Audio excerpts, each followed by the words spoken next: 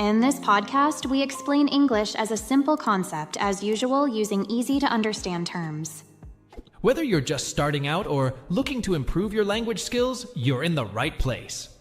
Stay tuned, folks. It's going to be easy to learn English with simply explained English. Okay, Eric, what are the words today? The first word today is permission. Then we will continue with to be allowed and skill. Then to be fed up. And the final one is hit the jackpot. Okay, let's move on to our first word, Eric. The first word today is permission. Permission. Permission. Permission. That sounds important. Can you explain what it means? Certainly, Lisa.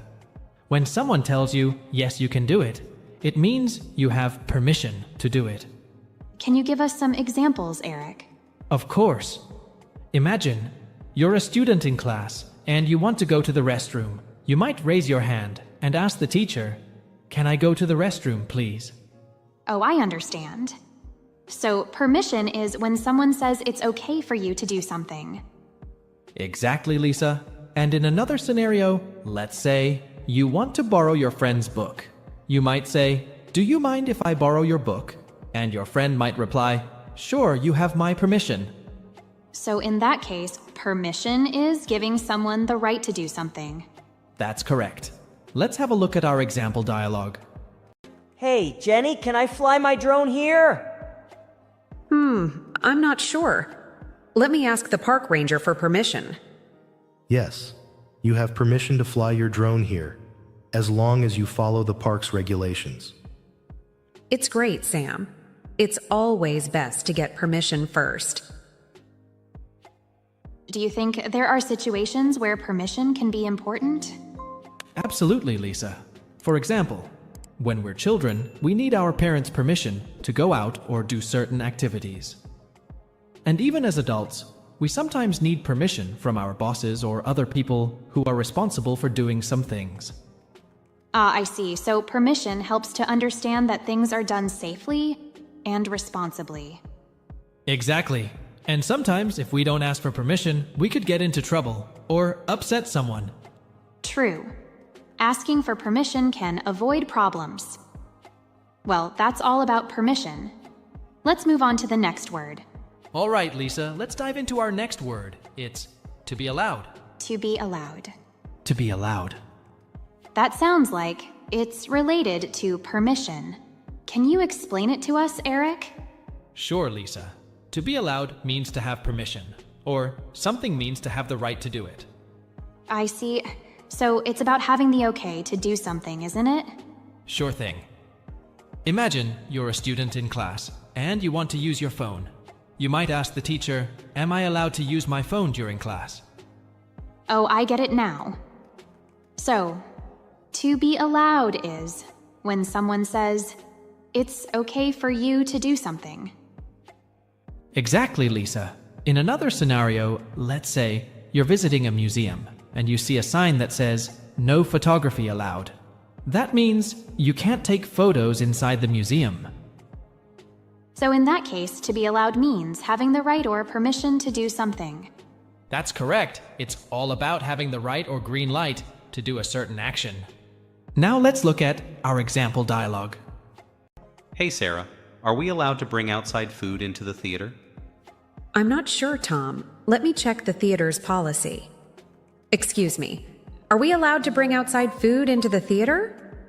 I'm sorry, outside food and drinks are not allowed inside the theater. It's a very good example.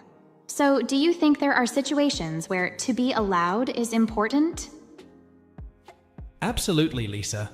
For instance, when driving, you need to be allowed to park in certain areas to avoid getting a ticket. Or when entering a building, you need to be allowed access by showing your ID. I see. So to be allowed helps us understand that we have the right to do something in different situations.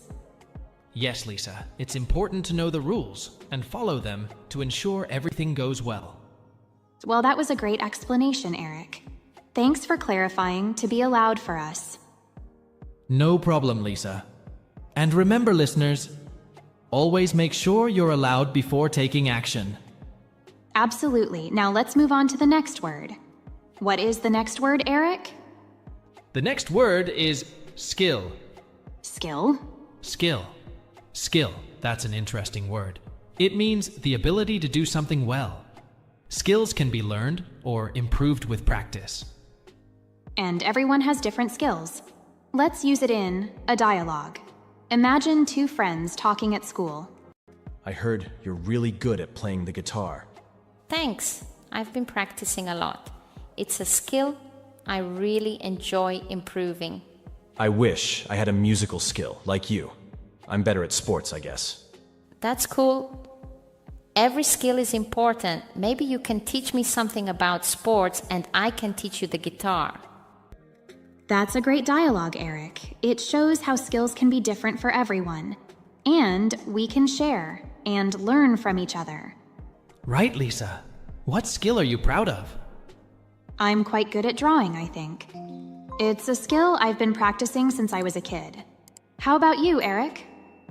For me, it's cooking. I love trying new recipes and improving my cooking skills. It's fun to see the progress. That's fantastic, Eric.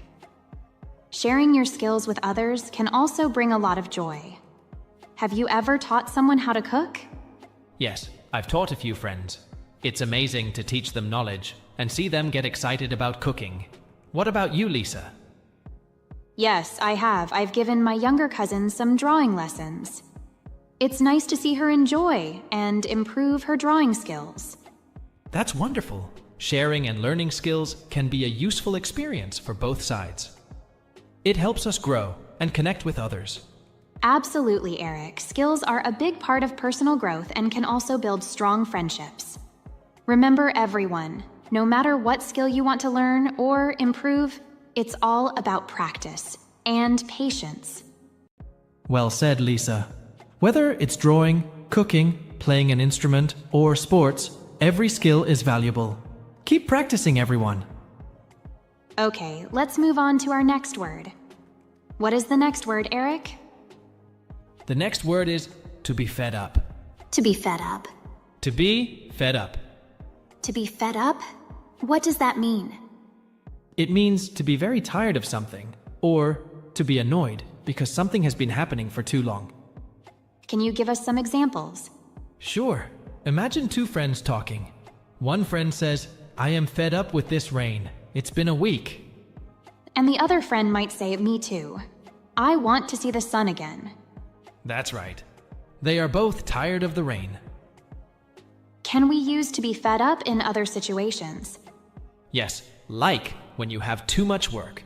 You might say, "I'm fed up with all these reports."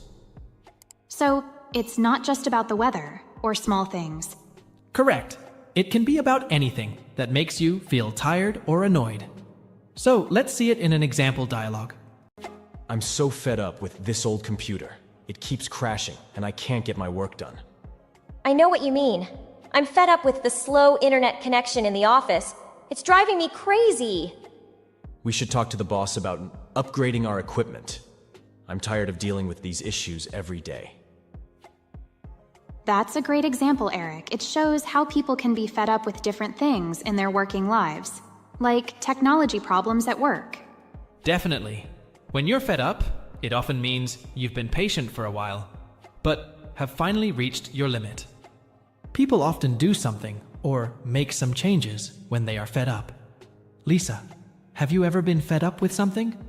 Yes, once I was fed up with the noise from my neighbors' late-night parties. I finally knocked on their door and explained the problem. Luckily, they were understanding. It's good that you found a solution. I remember being fed up with my old phone constantly crashing. I decided to save money for a new one, and it was totally worth it. Feeling fed up can definitely motivate us to solve problems. But it's also important to handle the situation calmly and respectfully. Right, Lisa.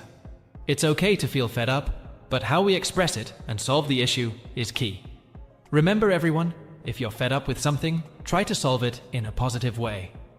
Wise words, Eric. Whether it's talking to someone about a problem or looking for alternatives, there are ways to manage when we're fed up. Definitely. And remember, it's okay to feel this way sometimes. Just be sure to find a positive solution. Thanks for explaining to be fed up, Eric. It's been helpful. You're welcome, Lisa. And we hope our listeners aren't fed up with our podcast. I think they like our podcast, Eric. Remember, listeners, if there is something you want us to change in our podcast, please write to us. So let's keep learning together. Can you explain the last word, Eric? The last word is hit the jackpot. Hit the jackpot. Hit the jackpot. Oh, that's a fun one. Hit the jackpot means having a big success or suddenly winning a large amount of money, especially in gambling. But it can also mean having great success in other areas of life. Right, Eric. It's like being very lucky or successful. Let's show an example with a dialogue. Imagine two friends chatting in a cafe. Guess what? I got that job I applied for, and the salary is even higher than I expected. Wow, congrats. It sounds like you really hit the jackpot with this new job. Thanks. I feel really lucky. It's like all my hard work has finally paid off. That dialogue was spot on, Eric. Sarah literally hit the jackpot by getting that job. Yes, Lisa. Hit the jackpot can also be used in many other situations. For example, it can show you have achieved your dream success as well. Great point, Eric. Have you ever felt like you hit the jackpot? Yes, when I was accepted into my university, I was like, hit the jackpot. It was my first choice and I couldn't believe my luck. What about you, Lisa? I felt that way when I had my dog. She's brought so much joy into my life, truly like I hit the jackpot. Those are both great examples of how hit the jackpot can be more than just about money. It's about feeling incredibly lucky or happy about an outcome. Exactly. It shows that success can come in many forms and sometimes. Well said, Lisa. I hope our listeners find their own ways to hit the jackpot in their lives, in whatever form that may be. Me too, Eric. Remember, everyone, to keep trying and stay positive. Who knows? You might hit the jackpot. True, Lisa. And that's all for today's podcast. We hope you enjoyed learning about hit the jackpot and other phrases. We hope our examples helped you. Don't forget to practice using these words and phrases in your everyday conversations to improve your English skills. If you have any questions or suggestions for future episodes, feel free to reach out to us. Thanks for tuning in, and we'll see you next time. Bye for now. Goodbye. I am Eric. And I am Lisa. Whether you're just starting your English journey or looking to enhance your language skills, you're in the right place. We'll provide sample dialogues to show you how these words are used in everyday conversations, making learning English easy.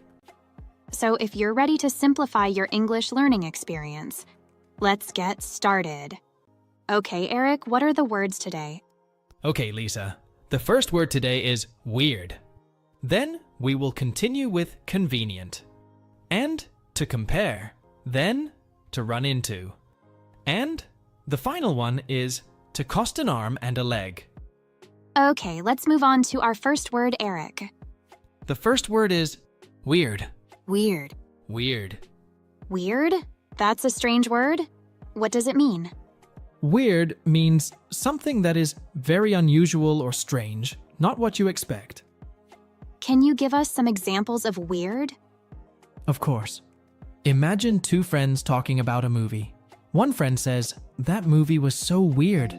I didn't understand how it ended." And the other friend might say, I know, right? Aliens just appeared out of nowhere. Exactly. The movie was unexpected and strange to them. All right, let's dive into another example of dialogue using the word weird.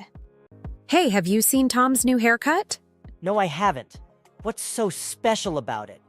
Well, it's very weird. He shaved one side of his head and painted the other side neon green.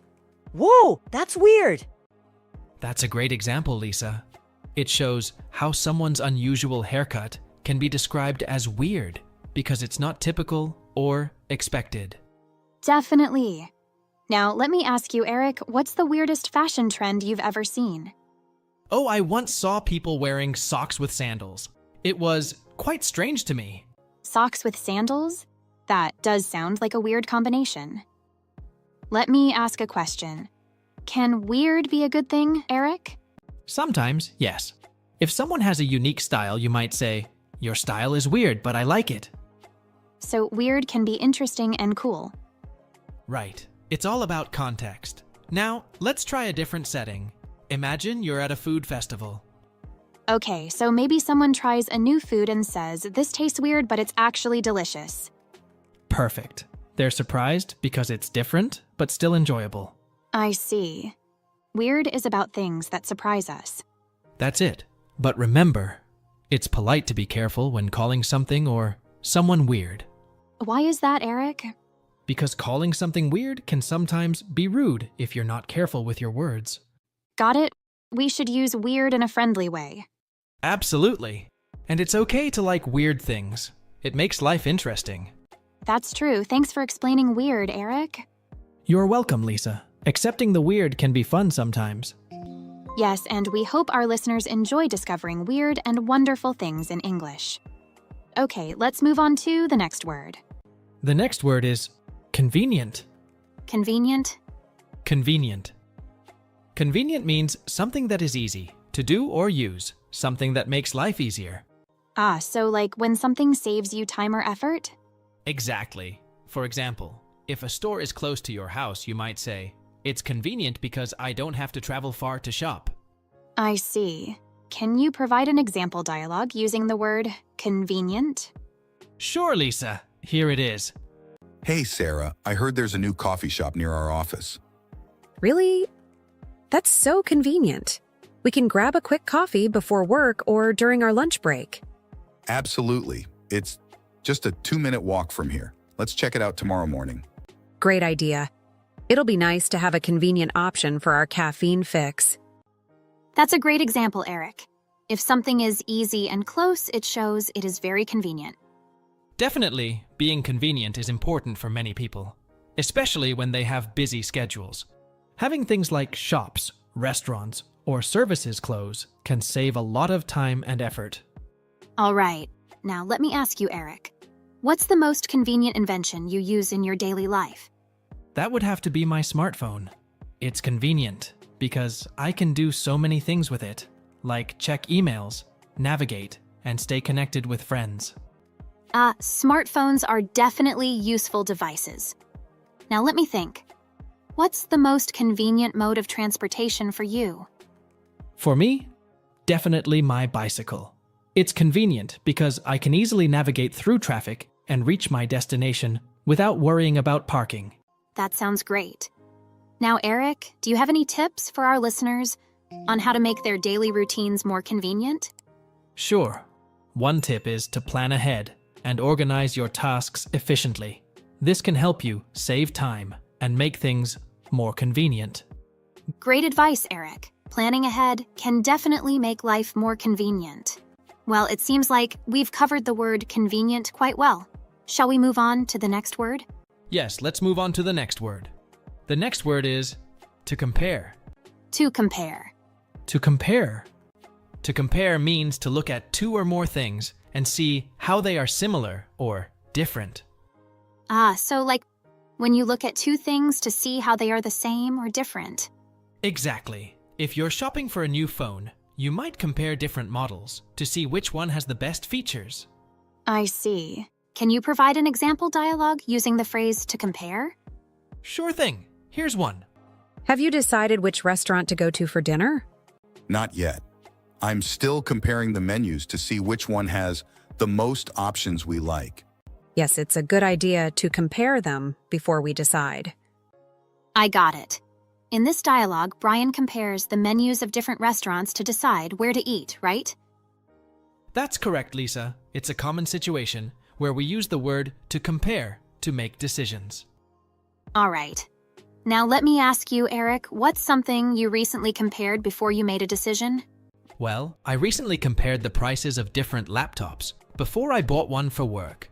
I wanted to make sure I was getting the best deal. Comparing prices is definitely important when people make big purchases. Now let me think.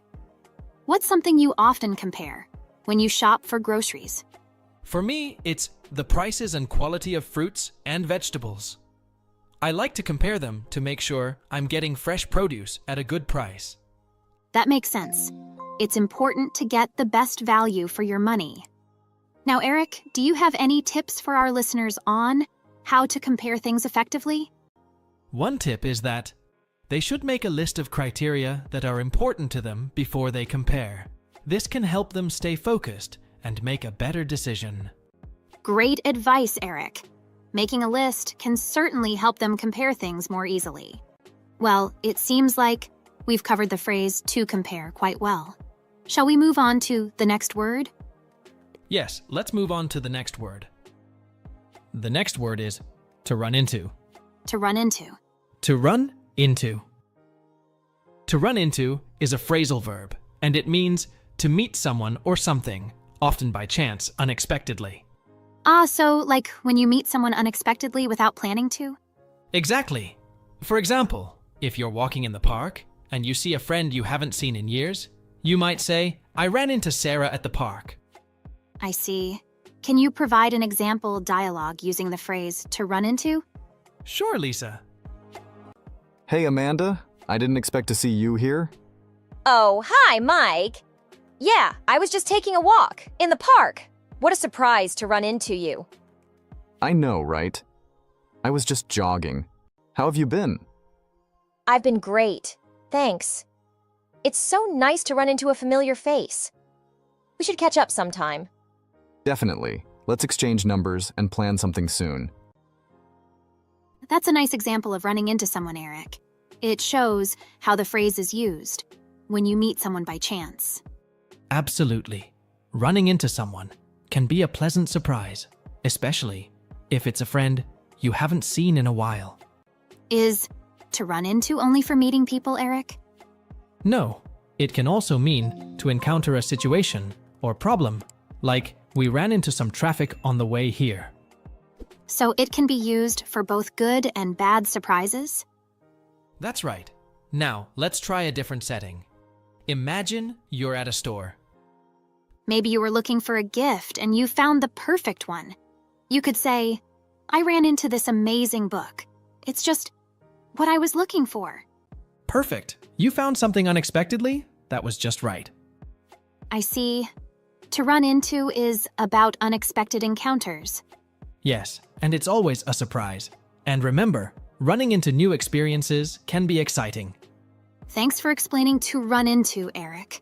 You're welcome, Lisa. It's a phrase that's very useful to know in spoken English. Yes, and we hope our listeners run into many new English words. We do. Keep exploring, and you'll run into all sorts of interesting things. Okay, let's move on to the last word. The last word today is to cost an arm and a leg. To cost an arm and a leg. To cost an arm and a leg. That sounds weird. What does it mean? Is it an idiom? Yes, it is an idiom. It's a funny way to say something is very expensive. It doesn't really mean losing an arm or a leg. Can you give us some examples with to cost an arm and a leg? Sure, Lisa. Imagine two friends talking about buying a car. One friend says, "I saw a nice car, but it costs an arm and a leg." And the other friend might say, "That's too much. Let's find a cheaper one." Right, Lisa. They think the car is too expensive. Can we use to cost an arm and a leg for small things too? Well, it's usually for things that are really expensive, like a house or a fancy holiday. Okay, let's listen to our example dialogue. Sure thing. Here's one. Did you get a new phone, Jack? Yes, but it cost me an arm and a leg. I had to save up for months to afford it. Got it. So in this dialogue, Jack is saying that the phone was very expensive and they had to save up for a long time to buy it, right? That's correct, Lisa. It's a common situation where we use the expression to cost an arm and a leg to emphasize the high price of something. I see. So is it mainly for big purchases? Exactly. Now, let's try a different setting. Imagine you're at a concert. Maybe the tickets were expensive and someone says, "These tickets cost me an arm and a leg." That's right. They paid a lot for the experience. It's a way to express that you spent a lot of money. Yes, and it's often used to show surprise at high prices. But we shouldn't use it all the time, right? Correct. It's best for times when you're really shocked by the cost. Thanks for explaining to cost an arm and a leg, Eric. You're welcome, Lisa. And we hope our listeners don't have to say things cost an arm and a leg too often. We sure do. Save your money and look for good deals, folks. And that wraps up another episode of our podcast. We hope you enjoyed learning about new English words and phrases with us. Remember, practice makes perfect, so keep using these words in your everyday conversations. Stay tuned for more episodes where we'll continue to make English learning fun and easy. Thanks for listening, and we'll catch you next time. Bye for now.